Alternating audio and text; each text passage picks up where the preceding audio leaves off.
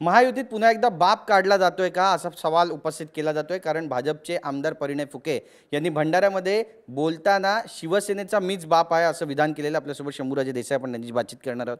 यापूर्वी सुद्धा बाप काढला गेला, पुन्हा एकदा बाप काढला जातोय, काय नेमकं सुरू आहे राजकारण? नाही बघा, आता परिणय फुके हे आमचे महायुतीमधले एक सहकारी आहेत आणि माझे मित्र देखील आहेत, पण त्यांचं स्टेटमेंट मी खरं पाहिलं नाही. आता तुम्ही म्हणताय, तुमच्यावर माझा विश्वास ठेवतो की मी बाप आहे वगैरे असं. शेवटी महायुतीमध्ये आम्ही एकत्र काम करतोय सगळे. महायुतीचं नेतृत्व माननीय फडणवीस साहेब, माननीय शिंदे साहेब आणि माननीय दादा करतायत. ह्या तीन नेत्यांची वक्तव्य बघा किती संयमाची आहेत. अशी व्यवस्थितशीर तोलून मापून हे आमचे नेते विधान करत असतात, वक्तव्य करत असतात. त्यांचेच आम्ही अनुयायी आहे. आता परिणय फुके भाजपमधले आहेत म्हणल्यावर ते फडणवीस साहेबांचे सहकारी आहेत. मी शिवसेनेचे म्हणजे माननीय शिंदे साहेबांचा सहकारी आहे. मग आम्ही विचार केला पाहिजे ना, बोलताना आपले नेते जसं बोलतात त्याच पद्धतीनं संयमानं शांतपणे आपण बोललं पाहिजे. अतिउत्साहाच्या भरामध्ये, भाषणाच्या ओघामध्ये असं कोणाचं मन दुखावेल. आता कोण कोणाला बाप म्हटलं तर कसं आवडेल? कोण महायुतीमध्ये जर म्हटलं मी बाप आहे, हे कुणालाच महायुतीतल्या दुसऱ्या दोन पक्षांना आवडणार नाही ना.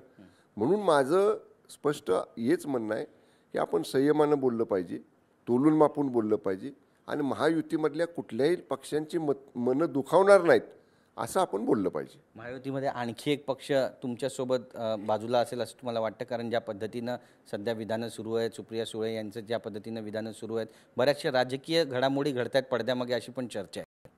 नाही, मला प्रश्न नाही कळाला. महायुतीसोबत 3 पक्षाचं सरकार आहे, आणखी एक पक्ष तुमच्या सोबत येईल, राष्ट्रवादी शरदचंद्र पवार यांचा पक्ष येईल असं वाटतं? नाही नाही, राष्ट्रवादी आमच्याबरोबरच आहे ना. शरद पवार यांचा पक्ष. हां, ते माननीय केंद्रीय निवडणूक आयोगानं घड्याळ चिन्ह म्हणजे राष्ट्रवादी हे आता आम्हाला माहीत होतं आपलं पूर्वीपासून. तर ते घड्याळ चिन्ह आणि राष्ट्रवादी नाव हे अजितदादांच्याकडे आहे, ते आमच्याबरोबरच आहेत. आता हे तुम्ही नवीनच सांगताय की सुप्रियाताईंची राष्ट्रवादी, पवारसाहेबांची, माननीय पवारसाहेबांची राष्ट्रवादी. तर ह्याच्या बाबतीतला निर्णय घ्यायचे तर आम्हाला कोणाला अधिकार नाहीत.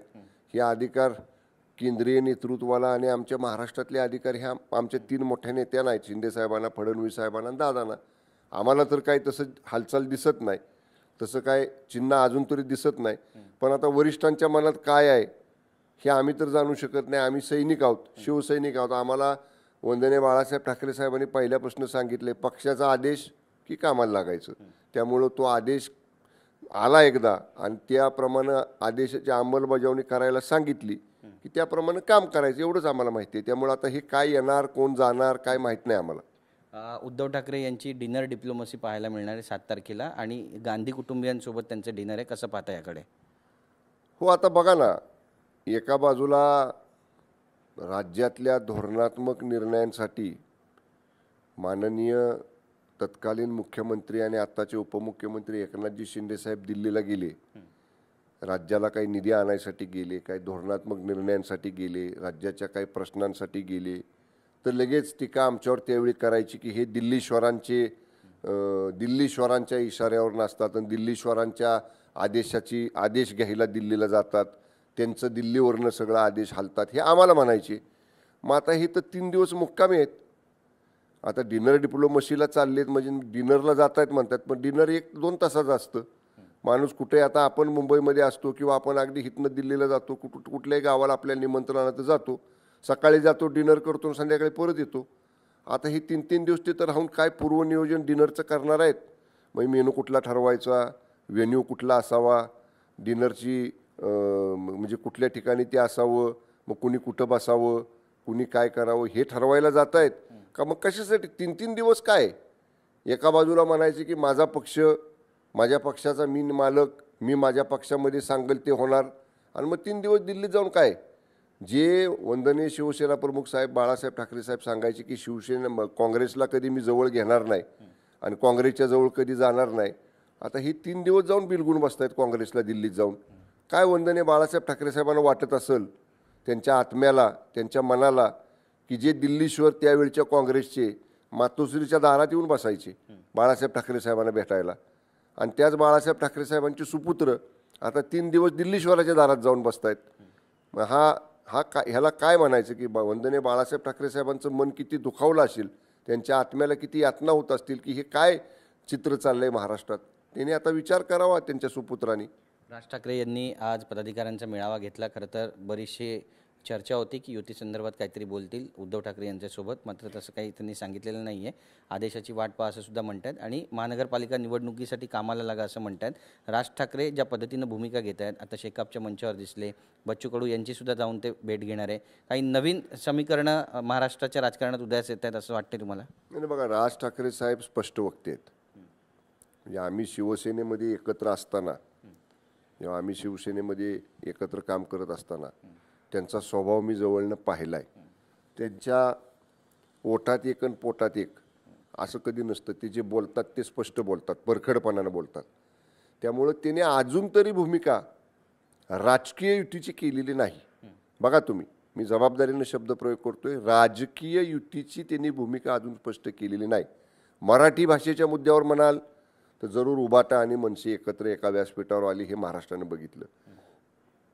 निवडणुका म्हणून मग त्या महानगरपालिकेच्या असतील, नगरपालिकेच्या असतील, राज्यातल्या स्थानिक स्वराज्य संस्थांच्या असतील, मनसेची राजकीय भूमिका काय आणि उबाटाची राजकीय भूमिका काय, या बाबतीत माननीय राज ठाकरे साहेबांनी काहीही संकेत अजून दिलेले नाहीत.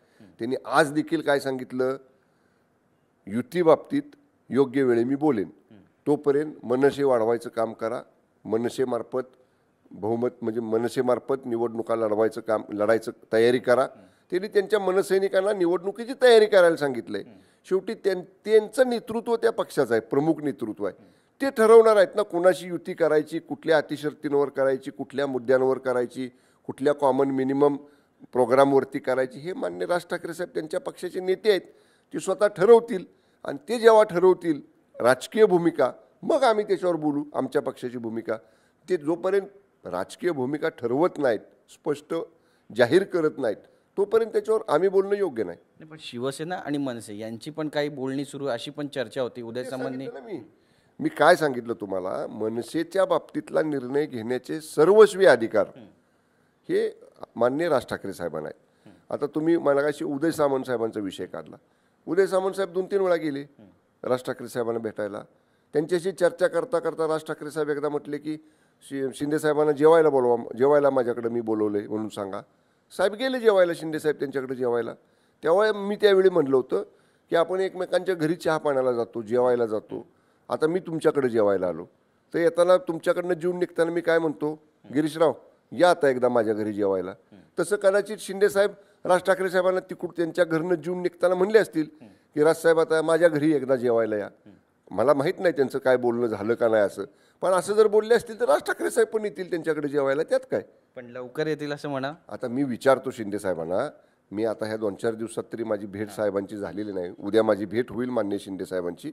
मी साहेबांना विचारतो आणि सांगतो तुम्हाला. राजे, पण मराठीच्या मुद्द्यावरून राजकारण तापतं असं म्हणावं का? कारण निशिकांत दुबे आहेत खासदार, ते म्हणत आहेत की दोन्ही ठाकरेंचं जे राजकारण आहे ते मनपा निवडणुकीनंतर संपेल. दुसरीकडे संजय राऊत म्हणत आहेत की मराठी भाषेवरून जितकं आक्रमक व्हायचं तितकं आम्ही होऊ, कुणाला काय उखडायचं ते उखडा. थेट आव्हान आहे सरकारला. संजय राऊतांची भाषाच ती असते, त्यांच्याकडे कोणी गांभीर्यानं बघत नाही. पण ते दुबे नावाचे, निशिकांत दुबे नावाचे जे खासदार आहेत, तुम्हाला आठवत असेल तर बघा, त्यांचं ज्यावेळी स्टेटमेंट आलं त्यावेळी पहिल्या दिवशी मी शिवसेनेचा मंत्री म्हणून पहिल्यांदा बोललो. त्यावेळी मी त्यांना सांगितलं होतं की महाराष्ट्रात मराठी माणसाबद्दल, मराठी भाषेबद्दल अशी अपमानकारक, अवमानकारक जर कोणी भाषा वापरत असेल तर त्याला आम्ही जसाच तसं उत्तर देऊ.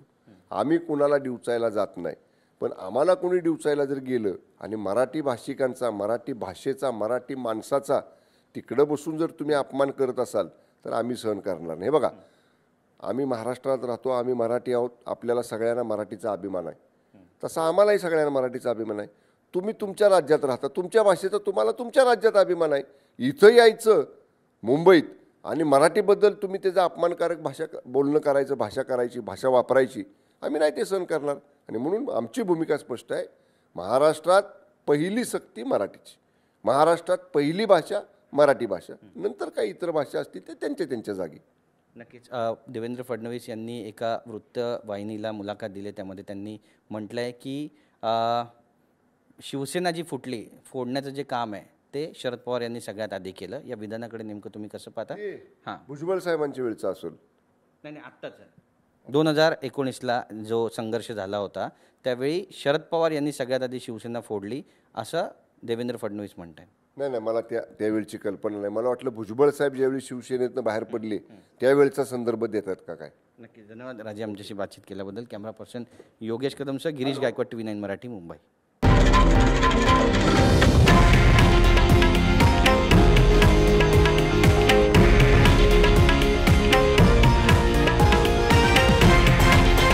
हे आहे देशातील नंबर 1 न्यूज नेटवर्क आणि आपण पाहत आहात TV9 मराठी, एकमेव.